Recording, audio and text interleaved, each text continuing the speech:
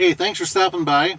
Johnny T here with a few safety tips on hand position. Why is it important? Well, when you're out here all day, it can get a little bit tiring. And so a few things we want to talk about. These are basic 101 rules if you're just starting out, designed to hopefully make life a little simpler for you, a little easier. The first thing I want to talk about is what's called the 3-second rule, and what that is, if we are shifting,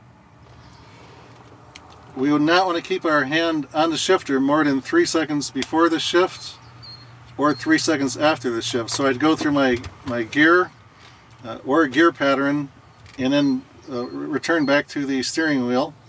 Then I would shift again, and of course back to the steering wheel. Unless I'm doing continuous shifting. So that's something that's called a 3-second rule. Now, why would we want to do the 3-second rule? Well, there's a couple of reasons for that. There's forks in the transmission that are wearing away with that pressure from the hand. Also, the safest place for your hands, of course, is on the steering wheel. And if we're talking about the steering wheel here, we'd want to keep them at the 3 o'clock and 9 o'clock position. One thing I notice, all of us do have bad habits. One bad habit, of course, is grabbing under the steering wheel and turning. Now, why would that be a bad habit? Well, if you're involved in a collision, keep in mind there are forces that may be transmitted through the steering assembly from the tire back into the steering wheel, and if you have your hand under the steering wheel, you may break your wrist. So not only does the steering wheel turn the tire with sufficient force can turn the steering wheel. And I think we've all experienced that. If you've driven through a deep pothole, you felt that force.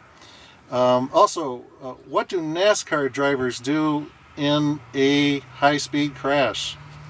I've heard a lot of different answers on that. One thing they don't do is hang on for dear life. What a NASCAR driver would do is cross his hands on his chest just to get him off that steering wheel, just so the forces of the crash are not transmitted to his hands. So just before impact, you take your hands off the steering wheel just to protect your wrist and arms, of course. And finally, the last thing I want to talk about is what's called the ergonomic way to shift. There's actually a proper way to shift, believe it or not. Once again, this is for fatigue purposes. And what you would do is you'd place your thumb at the top and your fingers at the side, and of course you'd go through your gears, and that's another way to shift. So try that. That may work for you. May make your life a little simpler. So those are the few of the safety rules we talked about today. Let's kind of review them again. Remember the 3-second rule. Remember not to put your hands under the steering wheel, and don't palm the steering wheel. The 9 o'clock and the 3 o'clock position are probably the safest place for your hands. And try the ergonomic way. It may work for you. This is Johnny T. Have a safe day.